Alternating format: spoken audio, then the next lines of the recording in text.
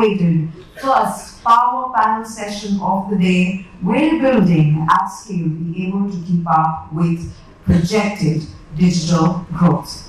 On the moderator seat, we have once again with us Mr. Parfitt, Head Content Production and Research, W.Media. Ladies and gentlemen, please put your hands together. And now let's welcome our esteemed speakers who bring a wealth of experience in cloud and data center management. Allow me to welcome on stage our panelists, Mr. Sumit, Mukhija, CEO, STT Telemedia, Global Data Centers India. Welcome, sir. Our next panelist, Mr. Sanjay Bhutani, Chief Business Officer, AdaniConneX. Our next panelist, Mr. Syed Mohammad Beary, Founder and Chairman, Bearys Group. And finally, Mr. Sujeet Deshpande, Co-Founder and CEO, India, Lumina CloudInfra. Now I would hand over the baton to our moderator for the session, Mr. Parfitt. The stage is all yours.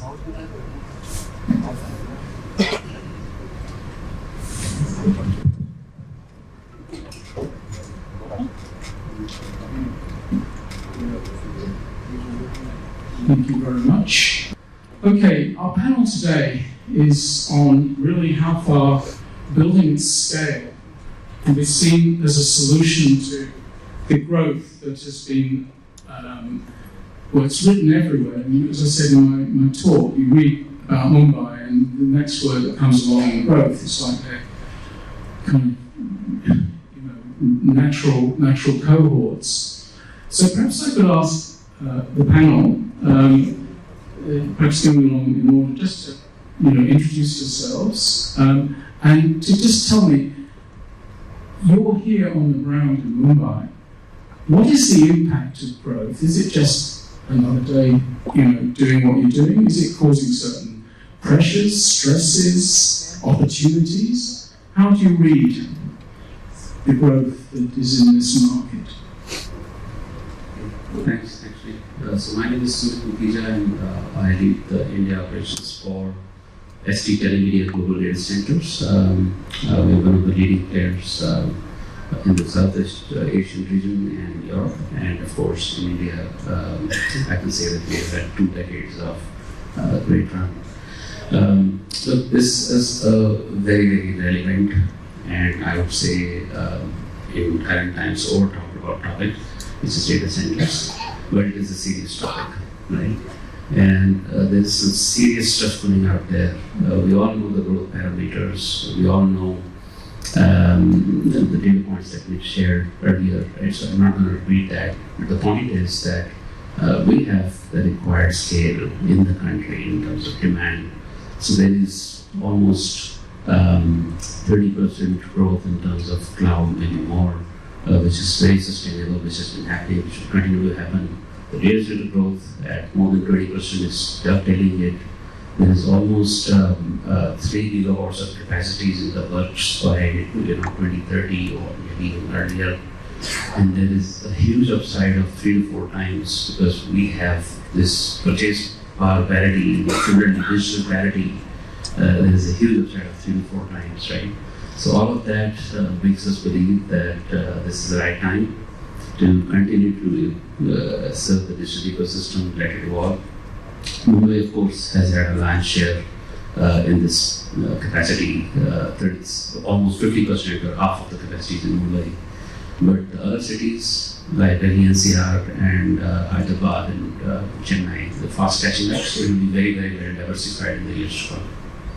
Excellent, thank you very much for that. You set out a number of things that we'll be going on to discuss further today. Please can we move along? Your thoughts on this subject of being in Mumbai in this industry, facing the growth that you're facing? Sure. My name is Sanjay Bhutani. I'm part of AdaniConneX collaboration in India. It's called AdaniConneX. And we are very new kid on the block. We are only about 22 months old. We don't have a legacy, but the latest is something which we are bringing in something on table for our customers, partners, and everyone. Having said that, of course, India is on a very is a stage where the growth is happening immensely. But growth comes with a lot of caveats, and when growth comes, it is our responsibility socially and business-wise to make sure we are sustainable. We know Mumbai is the biggest market, as Sumit said, 50% plus, and other cities are also growing, like Chennai, Hyderabad, Delhi, and Calcutta is also catching up, and some more cities like P-class towns will catch up when 5G becomes really more and more available. But the data center scale is something which is very important. When we look back about a decade back, this data center capacity was in 510 megawatt. Now it is catching up 20 megawatt to 100 megawatt.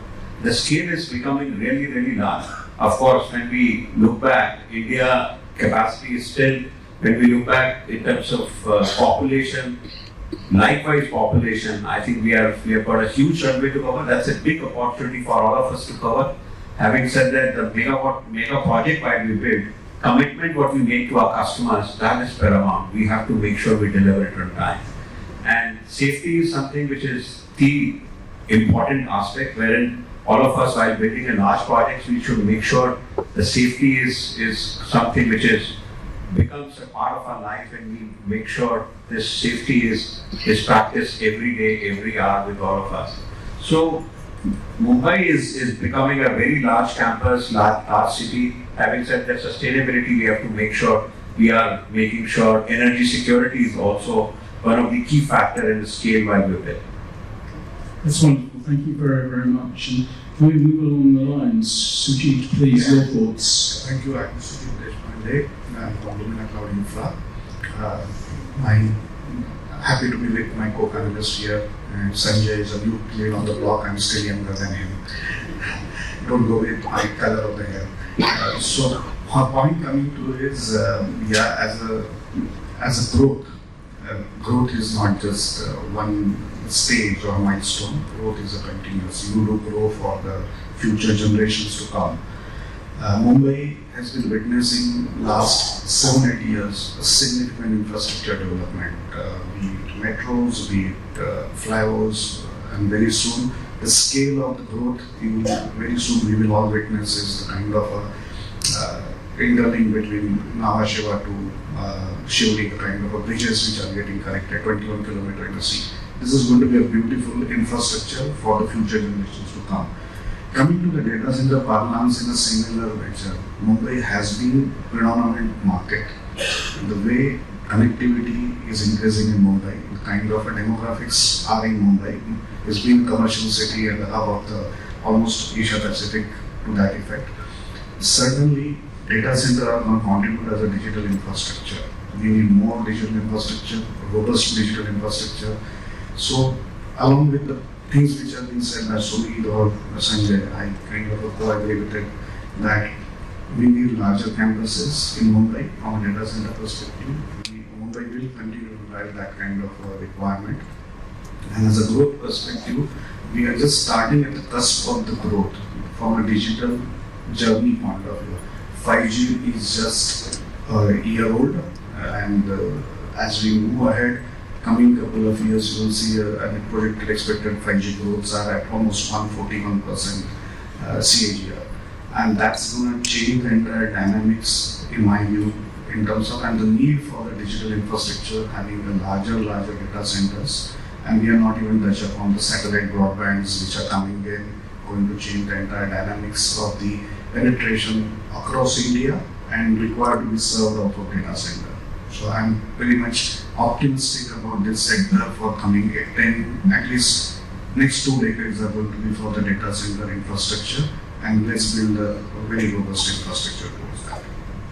Sujeet, that's great. Thank you very much. And please, just to your left, please give us your thoughts on this. Yeah, good morning, friends. In the midst of the veterans, I am still in an learning curve. So maybe just 6 years of journey. And I would like to give a different dimension.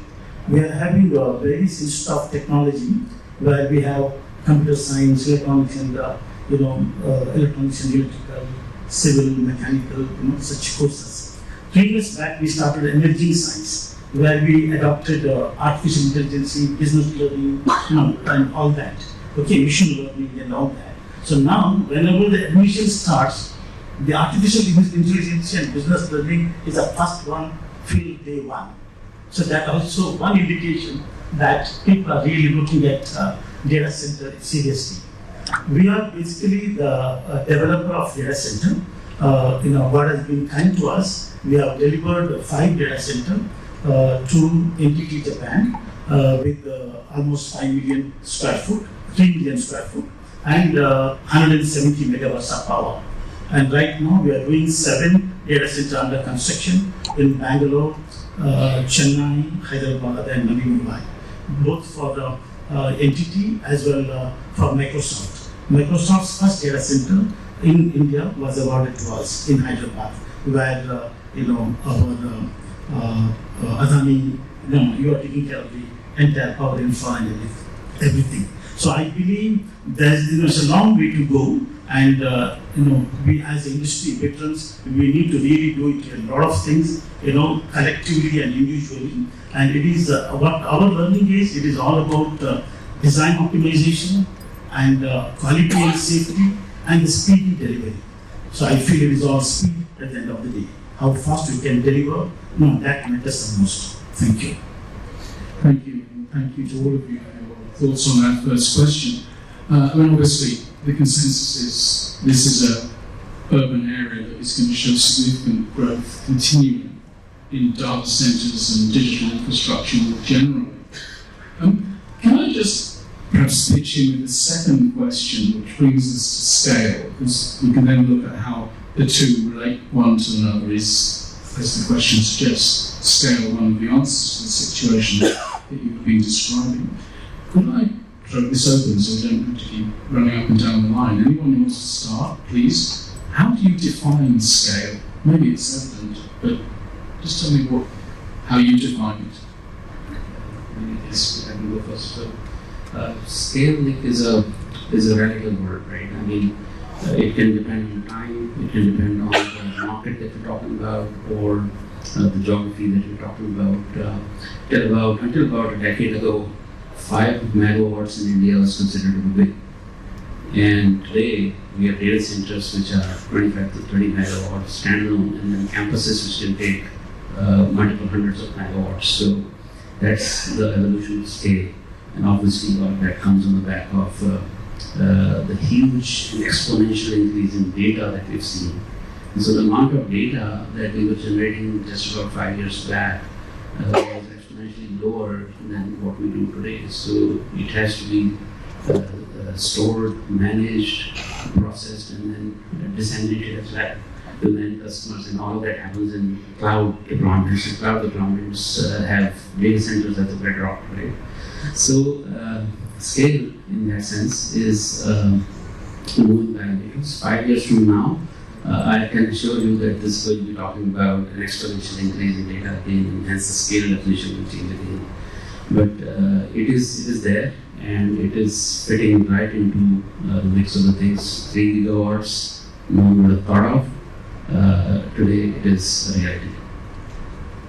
That's great, thank you. Scale, please. Scale in terms of India as a country, we are blessed to be part of the country wherein the growth and the scale is immensely growing. So all of us know data center, whenever we predicted some growth, as someone said, you will grow at X percentage. We always gone wrong on positive side. So let's assume we were supposed to grow at 20% CAGR, we grew 30% CAGR. So the number the scale is becoming very big, and all of us are aware we are going to touch about a gigawatt capacity in next year. We are grown in last 2 years significantly. Of course, growth comes and the scale comes with lot of things we have to integrate. And scale is in terms of getting people together. I think clearly one aspect is training people and gathering people and making sure people stick to the industry. As an ecosystem, all of us are somebody is playing the role of construction, someone is design, someone is making sure hardware, software, equipments are coming. So when the scale is coming up, of course we need to be mindful of decarbonization. Scale when scale becomes such a large one, decarbonization is something which is very important in our life, and we have to make sure as an industry, we work together and make sure decarbonization takes place.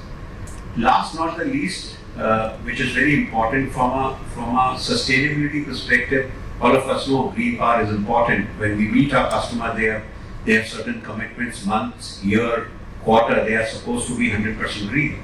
Having said that, the green power will be available for all of us. We have to make sure sustainability goes beyond power. Like water neutrality is also equally critical for us. While all of us use power, how do we give back water back to society? How do we make sure when the scale is becoming large, sustainability will look at that holistically?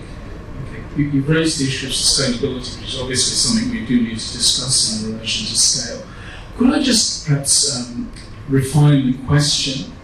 If I have a data center of 1 megawatt, okay, and it's not built at scale, and I have a data center such as the ones that you've just mentioned, but are far larger and that are built at scale, are they essentially the same data center? One is just larger than the other, or are there systemic or design differences? Because that has been mentioned. Please, can I just ask you to take that forward? So, Yeah. I can take this one. So basically, from where this word scale got emerged, right? And the scale, everybody will have a different definitions. Today we talk about hyperscalers. It's basically to be an ability to be able to be available as a demand on all-time, ongoing basis. The compute started growing horizontally and become architecturally more efficient than what it used to be vertical in an enterprise class systems. And with that kind of an advent coming in, the data center's growth has started from a region to going completely up to the hubs and hubs to the satellite locations. And we will very soon see the edge locations coming in.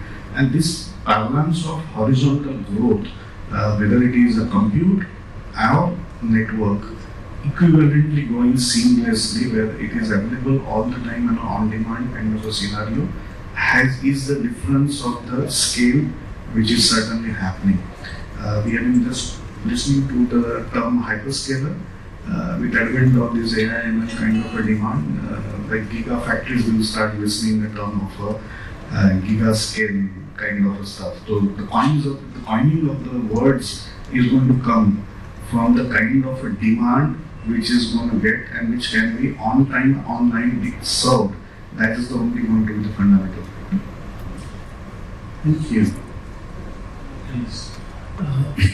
See, for me, the scale is like a sky is not the limit. And being a developer, our focus is how fast, how secure way, in a safe manner, we can deliver the data centers. And in the data center, what is happening in our cities are the process of sanctioning approvals that really takes a lots of time. And equally important is we work in silos. The success of our success has been we take all the stakeholder day one in the single platform and bring all the inputs together, brainstorm, and then work out a design, optimum design, optimum infra, and mainly the power and the network issues. That is how we speed up the work. And again, I'm saying everyone wants the data center yesterday, even though they take their own sweet time to finalize the project and decision making. But once the decision made, then everything is yesterday. So that is where, rightly or wrongly, we are coming. So naturally, for us, we need to work with a lot of proactive manner and keeping all the stakeholders together. Thank you. Thank you all for your answers on this. Could I ask you, please, to look at this from a customer point of view in terms of decisions made to use data centers at scale in one form or another, whether it's directly or indirectly through the use of cloud. What sort of questions would you see your actual and possible clients asking in relation to scale? Look, customers, enterprise customers may have somewhat different care abouts than hyperscalers, right? Who are service providers themselves and not really end users themselves, right? And the specifications can also vary quite a lot, right? The first difference in terms of the power densities. I mean, in enterprise customers who have private clouds or captive centers, we've seen it evolve from 2 to 3 kilowatts a rack to now 4 to 5 kilowatts a rack. But in terms of hyperscale, we've seen the requirements being significantly more denser at 8 to 10 kilowatts a rack, and now we have network racks which will go to 25, 30 kilowatts a rack. And more on, there is an AI set of requirements which are coming at 50 to 70 kilowatts a rack, and as processors which they use become more and more, their TDPs are much higher right now. So 70, 80 watts a processor versus 700 watts a processor, the GPU. That's what we're talking about. So the care abouts change. The way we cool those setups change, and hence the questions change as well, right?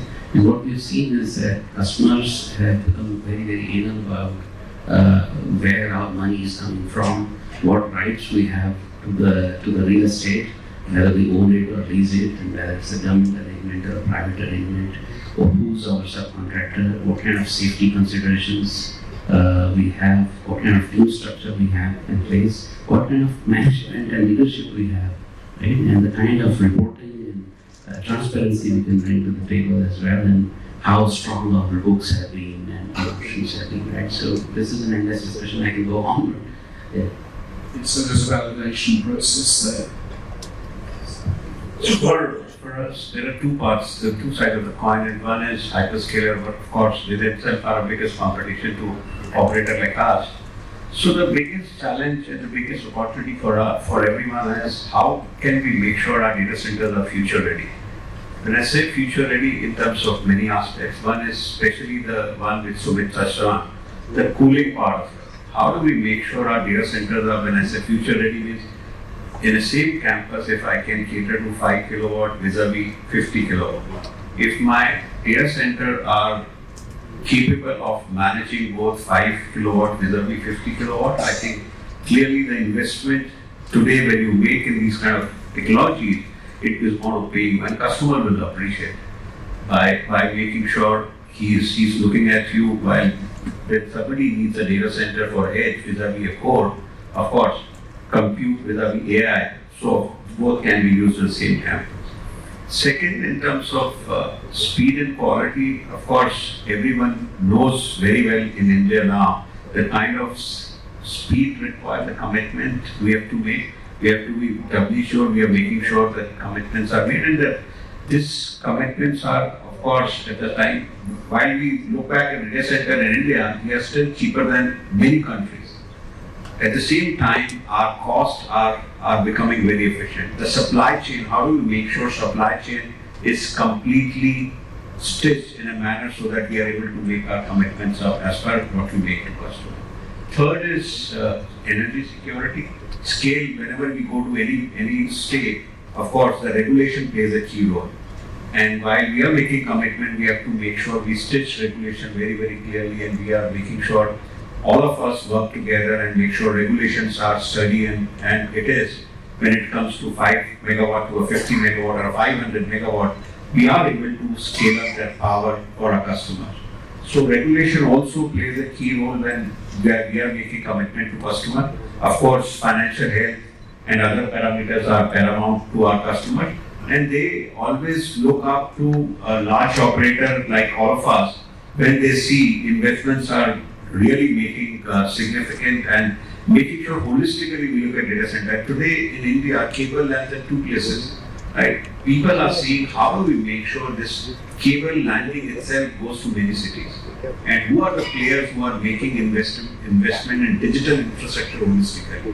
When edge comes, how do we make sure edge is truly available to edge cities? Even for a core, how do we diversify? When we say Chennai, Delhi, Hyderabad are going to become a larger campuses, we have to make sure cable lands in its surrounding area and people are really able to use it efficiently.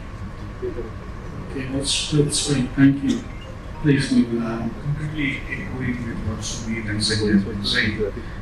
To us, basically, our customers are more and equal nature than understanding of their data center needs and requirements. And be it enterprise customers or hyperscale customers, they have their own runbooks, design runbooks. What they typically are looking for is your flexibility and nimbleness to be able to capture and adopt to those kind of design standards, those kind of design efficiencies, and the obsolescence of the technology or the putting the technology behind, because the AI and ML is coming and getting adopted but then more than what we as service providers typically do.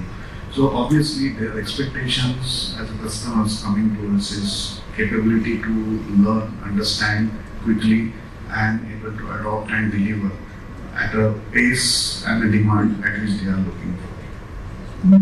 Excellent, thank you. Please, Bearys. Yes. So as a developer's point of view, so when we develop a data center with a client in mind, then there is no big deal, because we know the scale, the span and everything can be worked out.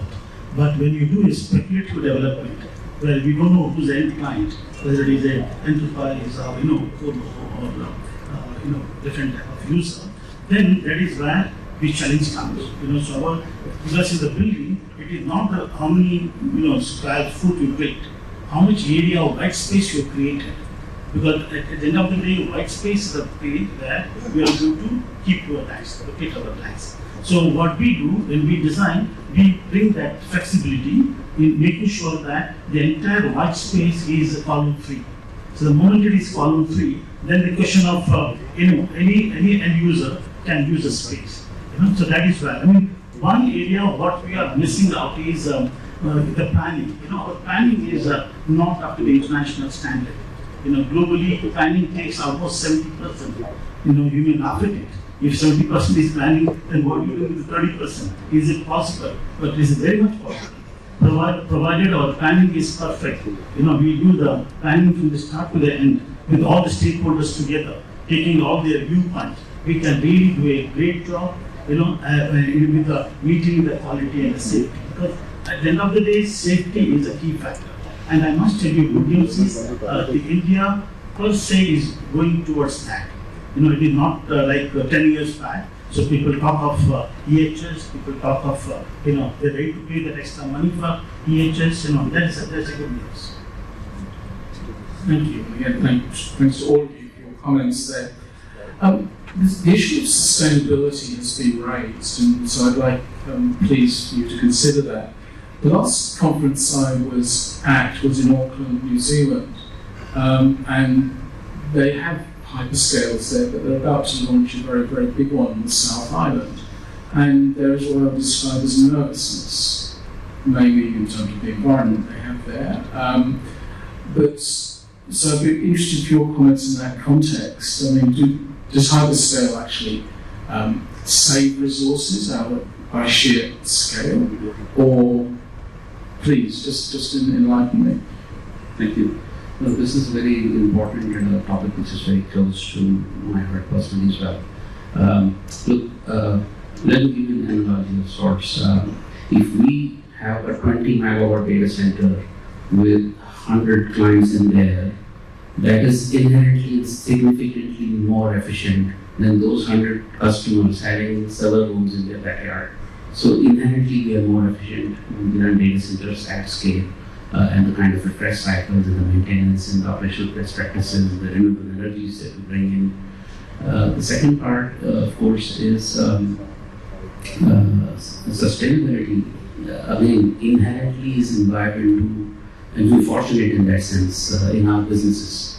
If I can run my data centers more efficiently, with lesser power, improved PUEs, can bring more renewable energy, which by the way, in a country like India, because of the abundance of sunlight and all, can be significantly cheaper than the utility rates. I can be more cost effective, my services are more cost effective, and my customers will look at me more positively, right? So it is rewarding to be sustainable in data centers, right?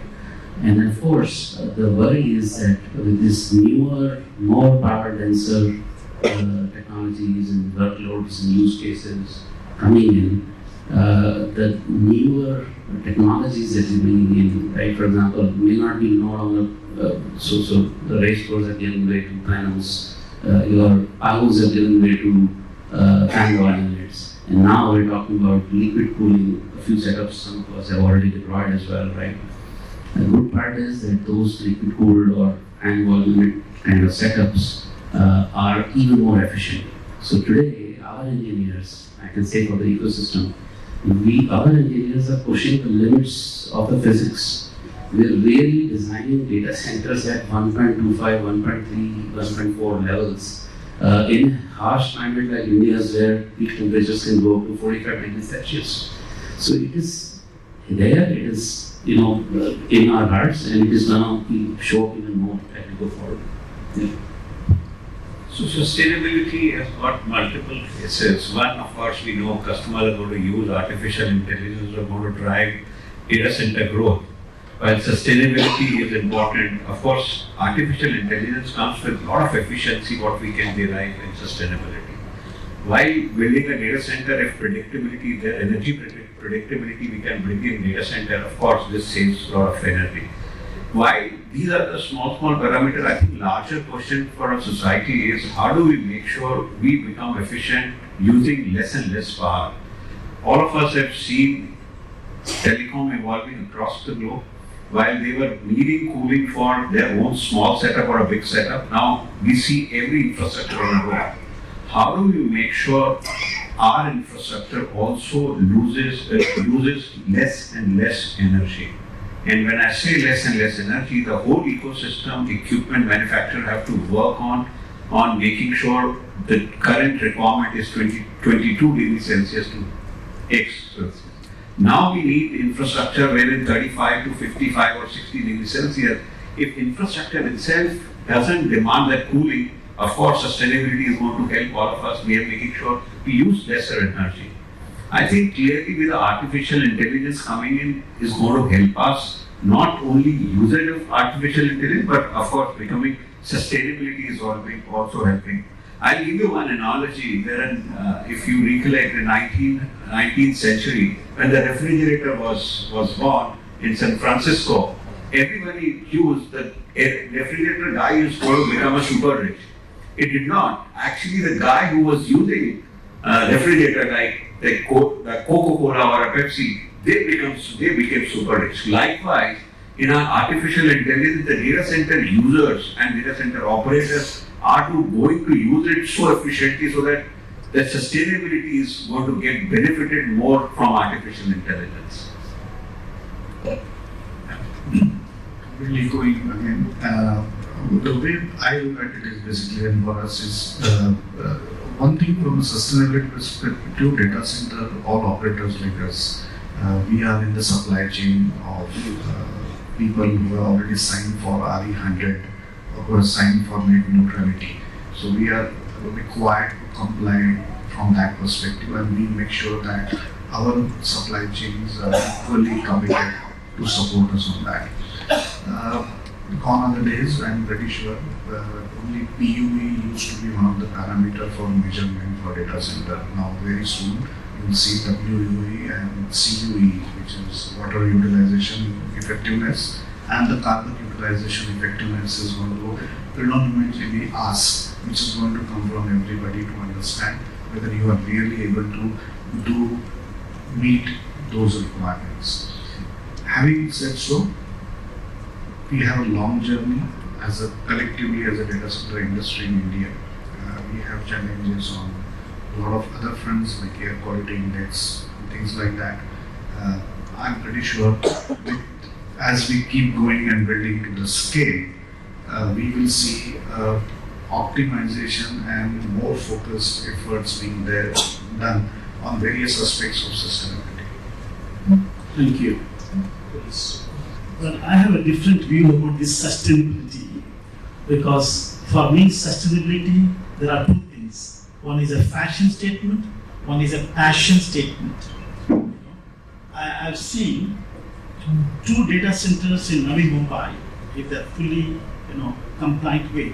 The two data centers, the power what they're using is enough to light the entire Mumbai city. how can it be sustainable? And we are all in such a speed.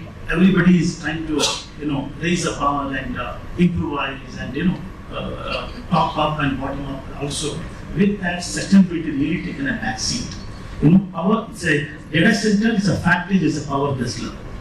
So we need to work on that. I'm from Indian Green Building Council, so I'm always suggesting and pleading and requesting the people in every platform that the only way forward is the big guys, the big guns who are in the data center. They must create a 100 million fund. Every data center player should contribute to that. It's an international fund, and then engage the internationally famed universities who are specialized in optimization. Give them a task. Give them a task of 2 years or 5 years, whereby they must reduce the power. And here what is happening? Yeah, every new labs is using more power. That's the only way out. And I'm sure they will come out with an extraordinary solution, multiple solutions they will come up, and that is a way forward to make it truly sustainable. Thank you for that. We're now moving towards 5 minutes before the end of the panel, which is the time for questions from the audience. And as announced before, there are prizes for the best questions. So, firstly, before we get on to that, thank you all very, very much for your immense, thoughtful and insightful contributions to this subject. I learned a lot. I'm hopeful that a lot of other people in the room did also. So let's open the floor to questions from the audience. Can I have the mic sent, please? My question is that hyperscaler and all this thing, you have a very low demand, say from 3 kilowatt to 50 kilowatt. So at a planning stage, what technology changes or what are the planning stage changes you are proposing for to meet this requirement? The modularity in the data center is a very well established concept, sir. So I think some of my colleagues touched upon that. The way we design our data centers, we can service a 3 kilowatt rack and perhaps a 30 kilowatt rack from the same data floor. Of course, we manage the airflows, we manage the number of tiles, the perforated tiles that we open up, or we manage the fan speed logics. It's very much doable. But it's not a generic statement. The reason is if you have workloads where all the servers are consuming, let's say 30 kilowatts or 40, 50 kilowatts, and there are temperature and ambient conditions, simulated conditions that must be met. And then we have to look at some dedicated floors or complete buildings for those kind of setups. AI is an example. So I would recommend that even if it is possible technically, purely for efficiency purposes, I would recommend that I keep a 3 kilowatt rack and a 70 kilowatt rack in the same data hall, even if it is technically feasible. So the answer is yes. For typical workloads where we have variations, where we have network racks which are more rack dense than the, let's say, IT load racks, we can accommodate and we should accommodate in the same data center and same hall. But for very specific workloads like high performance computing, AI, etc., we should keep them separate.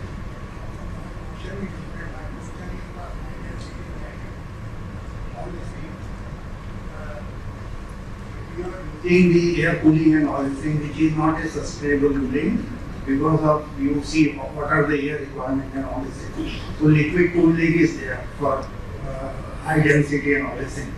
So while designing the system and all this thing, what system you are adopting? Are you making a different server hall for high density, and what different technology you are using? I think I sort of already addressed that, but let me reiterate that. But from a Schindler's perspective, at least I can say for ourselves at STT, we've moved away from using water. We only use air-cooled or hybrid. Right? So that's our way of doing things. And of course, when it comes to the liquid-cooled, maybe the backend chiller remains the same, but we are taking water all the way up to the data hall level and then either use immersion cooling or rear door heat exchangers to cool the high density workloads, right? And as I mentioned, we should not ideally mix them unless it is required as part of the enterprise requirement. Yes, please. Yes. Hello. Please. Oh, sorry. My apologies. Okay. So, like data centers are their hardware. Let's talk about the software part. How are the regulations that the Data Protection Act and others are helping in this case? And especially, are you seeing the reverse workload migration from data constraint like Singapore or facing constraint happening in there? Are you seeing that workloads coming into India? And how is that helping you scale and designing the data centers? Sujeet, please. So, one by one, the current data protection doesn't call for data localization. So, there is a misconception that data protection means data localization. Everybody on this side would love to have eventually data localization happen. That's what we need, and hopefully soon the UK trade agreement is done. I think our government is 100% going to push for to all the outside people that it's must, because this is the market. This needs localization eventually to happen. Coming to with RBI mandate, you would have seen all the foreign banks, multinational banks have been mandated to move the data away from Singapore, coming back to India. That's one way regulation is helping the local industry, protecting local data and the interests of our people. This is our land, our business, our people's data. So that's how I see the regulations are helping. And with the software kind of a thing, obviously we are finding everything is on a cloud, but most of these clouds system and ecosystems are as an architecture people, they might be replicating a lot of data from a protection perspective, but with the regulations, they will eventually make those replications also within the boundaries of India, and that's what we would like to do. Quick question for Sir with the mic. Yes, that will be the last question for this session. Hello. My question is to Mr. Sayyad. Is there a platinum, gold, and silver rating for data centers? And how do you take care for the ESG ratings? Thank you. Well, out of the 5 delivered data center, we got 4 platinum certified, certificate from IGBC. 1 in Bangalore, 2 in Mumbai, and 1 in Chennai. So, certification is that, especially designed for the data center. All right, we wrap the Q&A for this session. Mr. Parfitt, if you could just let us know which was the best question. Okay, I believe in democracy, so I want to show hands. Those of you who thought the first question was the best, please, just put your hands up. Yeah. Second? Yes, about equal. Third? Yeah, more from the back. And the fourth one. Okay, I think our third question wins it. So I'm not sure what the prize is. Oh, okay. So if you were looking for a Ferrari, you may be disappointed. Okay, but thank you all very, very much for coming along and listening. Question, please, to be honest. I was just going to thank you. Thank you very much to the panel. And of course, our panelists, we also have souvenirs from Fuji Electric for a wonderful speaker. Before that, if you would just hand us over to our speaker, the third speaker for today. Third question, please. Third question, yes, sir.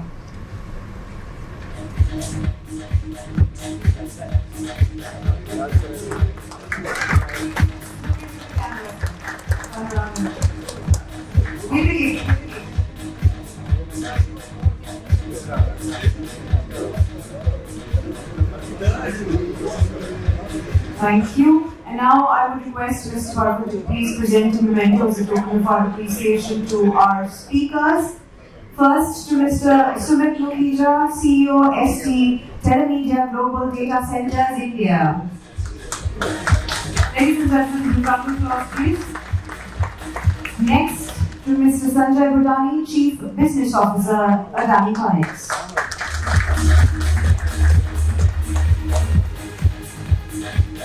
Mr. Syed Mohammad Beary, Founder and Chairman, Bearys Group. So there's a group photo, if I could request you to just remain behind, please. And finally, to Mr. Sujeet Deshpande, Co-Founder and CEO, India, Lumina CloudInfra. I request our speakers to please assemble for a group photo.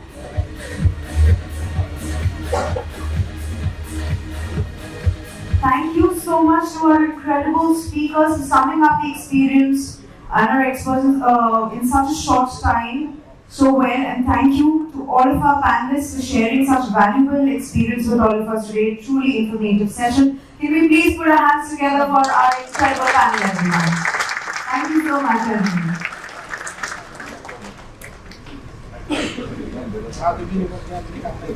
Thank you.